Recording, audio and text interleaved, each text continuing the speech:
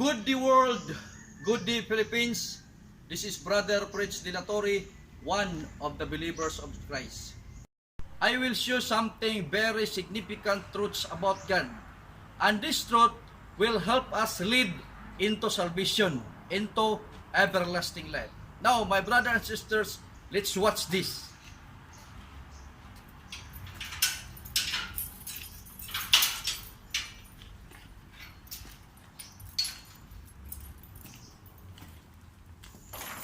Come.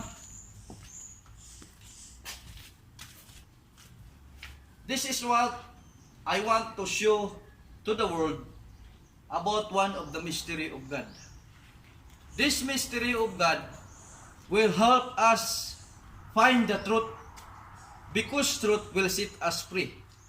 This is an instrument that used to calculate, that used to determine, this used to measure the days, the month, the years, the times, and season from the beginning of the creation until present, unto the coming of Jesus Christ and the millennium period. This instrument, so-called calendar of the Bible, or other called God's calendar, is the original, the genuine pattern that God made and gave it to His people. This calendar of the Bible is a unique and strange pattern compared to the calendar of the world. This calendar is made by God from the beginning. This calendar, my friend, my brothers and sisters, people around the world, I will show, and you must learn about this. This row here, the upper part of the calendar, this is what we call sabbatical year cycle. From the first year, the second year, the third, the fourth, the fifth, the sixth, and the seventh year. This is what we call sabbatical year cycle. And every year, composed of 12 months. 12 months. Yeah, the first year of the calendar of the Bible consists or composed of 12 months. The name of the months, the first month is called the Abib, found in Exodus 12:1-2 and Exodus 13:4. Abib. The second month called Sip, 1 Kings 6:1, and the third month called Siban. And the fourth month, the other name of this fourth month in the other biblical perspective, this is what we call the Tammuz. And then the Esdras, the Elul, the sixth month, from Nehemiah 6:15, First King, the Etanim, the seventh month, and the eighth month called the Bull, the ninth Chislev, Tebet, the 10th, Sibat, the 11th, Adar, the 12th month of the year. In every year, composed of 360 days in every year. In every month, composed of 30 days. A month, composed of 30 days. The Abib month composed of 30 days, the Sip 30 days, Siban 30 days, fourth month 30 days, fifth month 30 days, Elul 30 days, Etanim 30 days, Bull 30 days, and Chislev 30 days, Tebet 30 days, Sibat 30 days, Adar 30 days. It is composed of 360 days. It is connection with the circumference 360 degrees. Now, from the beginning of the creation of the world, the week of the creation, in the first month so-called Abib, the first date of the first month placed in the center of the week, so-called in the world Wednesday. First day, second day, third day, fourth day, fifth day, sixth day, and the seventh day. In the fourth day, God created the big lights, the sun and the moon, that uses to measure the times, the days, the month, the years, and the season. That's why the first date must be placed aligned with the middle of the week. The middle of the week. And therefore, it continues. And the fifth creation day of the week, 2, and the sixth day, 3, and the seventh day, 4. This calendar of the Bible, the first Sabbath day of the Lord in the first month of the creation is found in the fourth date of the first month. The first date of the first month placed in the middle of the week. And the last date of the last month, placed in the sixth day of the week. And therefore, the first date of the second year must found in the seventh of the week. Here.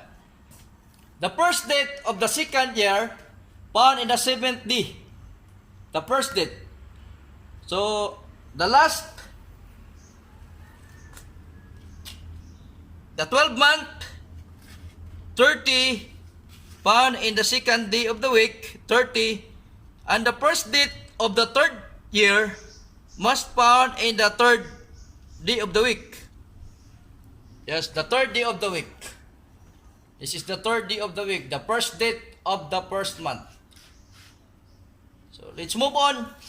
And the last month of the third year, found the last date, found in the fifth day of the week, 30. Supposed to be the sixth day must found the first date of the fourth year. The fifth year must be found the sixth year in the fourth year. First date of the fourth year in the sixth day of creation found in the sixth day. And the last date of the 12 months found in the first day of the creation. And the next year, the first date must found in the second day of creation. Second day of creation. And the last date of the last year found in the middle of the week, 30. So the first date of the sixth year must be placed in the fifth day of the week. Yes, the fifth day of the week is the first month, the fifth day of the week. Let's watch, see, and last. The last date of the last month, called Adar, is aligned in the seventh day, 30, seventh day. Then the first day must be in the first day of the month. Yes, the first day of the month, the first day of the month. And the last one, the seventh year, the seventh years. The seventh year, the last date of the last month, so-called Adar, is found in the third day of the week. Third day of the week. Third day of the week. Third day. So the first date of the next year, the first date of the next year must be found in the middle of the week. Here. Let's back to the first year. The middle of the week. In the eighth year of the sabbatical cycle, moving forward, the eighth year, this is the pattern of the eighth year. The eighth year. The first year and the eighth year is the same pattern. That's why the God called it a cycle. First, second, third, fourth, fifth, sixth, seven. It is called a cycle. Sabbatical year cycle. So, no need to add another pattern, no need to add to another pattern of calendar because this is a cycle. Years, more years, numbers of years, million of years can be counted with the help of this calendar of the Bible.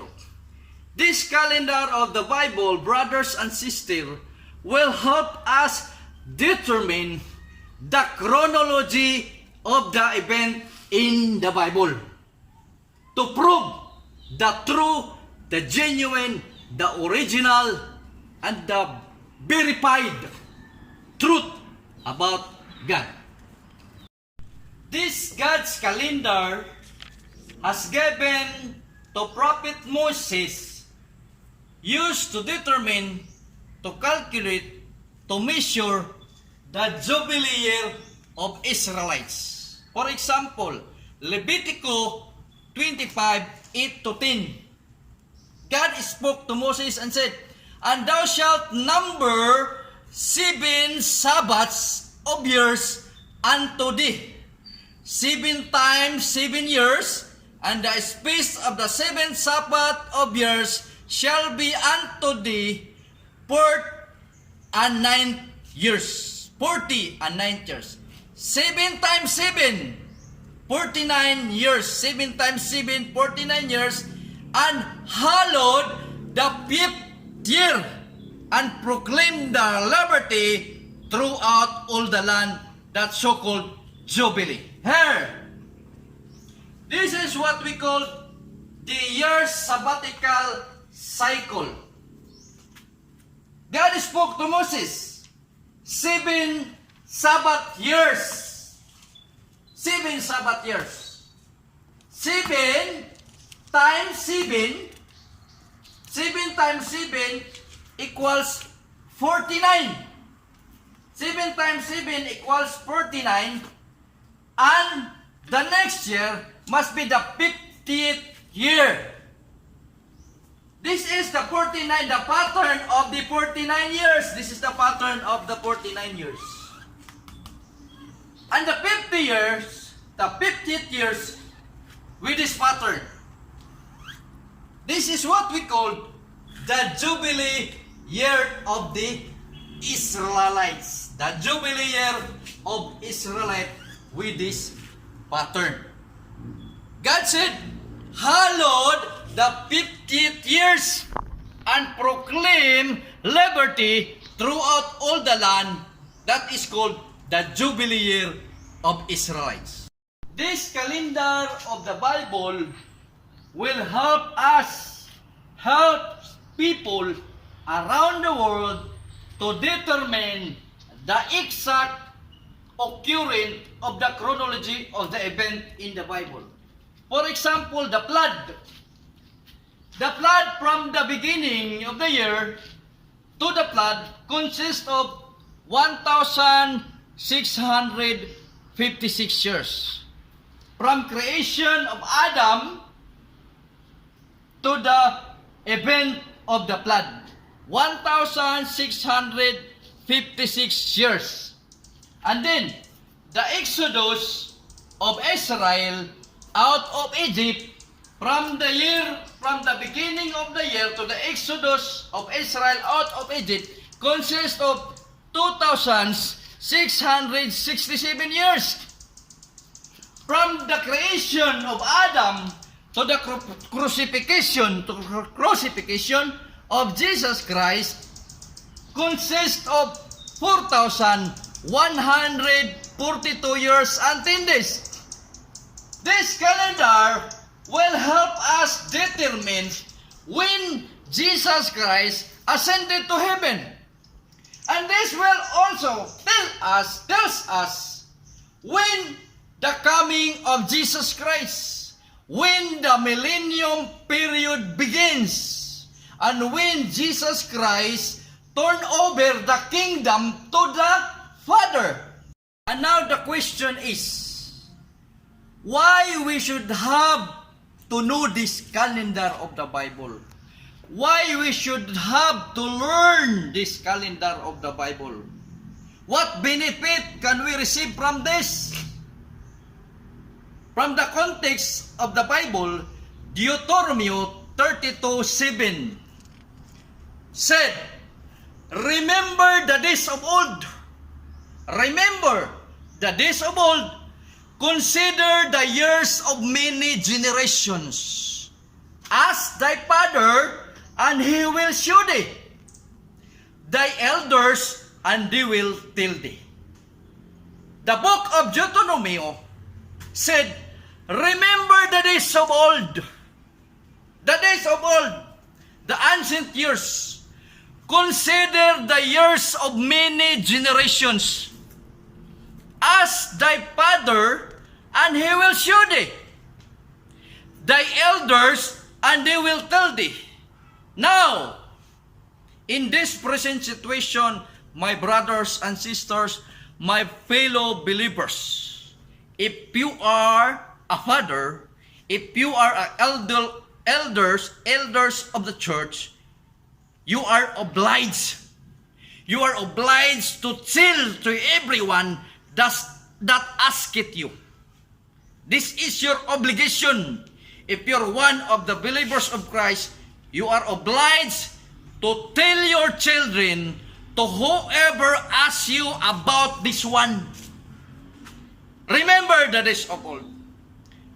From the Psalms of Asaph said, I have considered the days of old.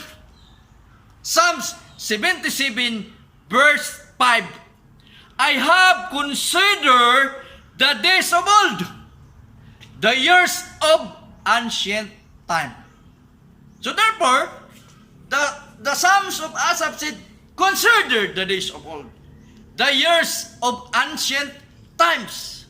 The most significant that answers our question is Deuteronomy 4:32. Deuteronomy 4:32, for us now of the days that are past. Us now of the days that are past, the days, the ancient days, that we call the chronology of the event in the Bible for the upper times, the ancient years, which were before thee, since the day that God created man upon the earth.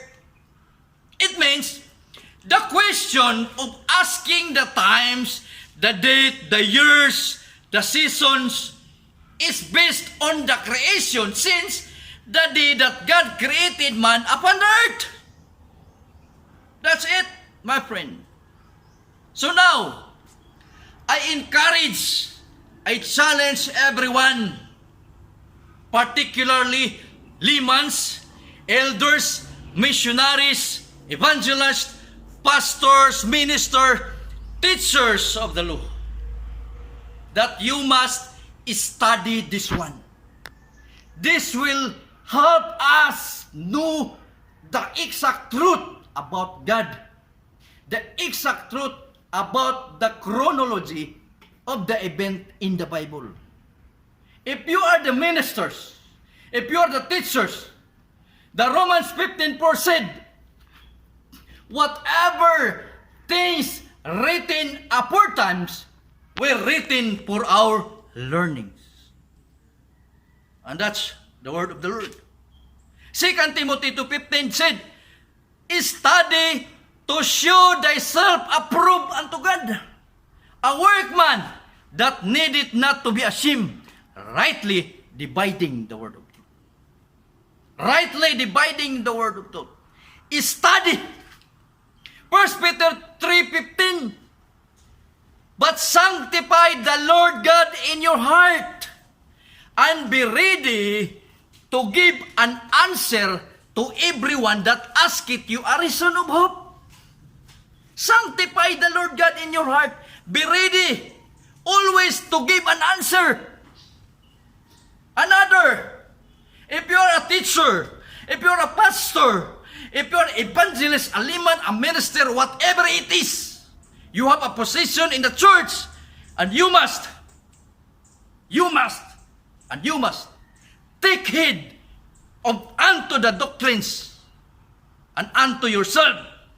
Take heed unto yourself and unto the doctrines. For in so doing this, thou shalt both save thyself and them that hear you, my friend. Thank you for everyone for watching this video. Even you have questions or comment or share to everyone about this one.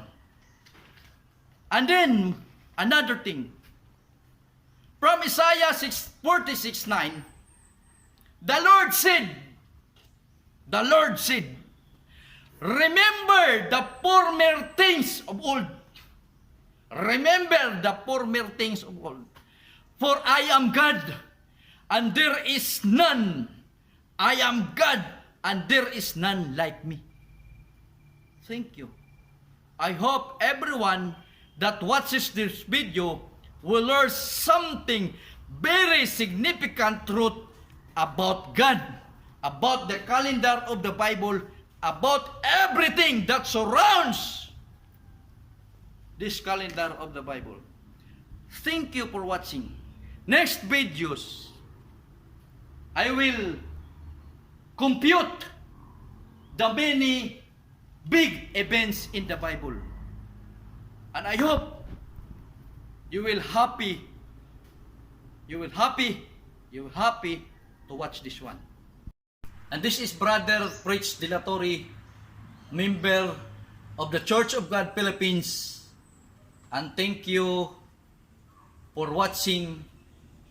Like, subscribe, share this video to everyone. May God bless you, and to God be the glory.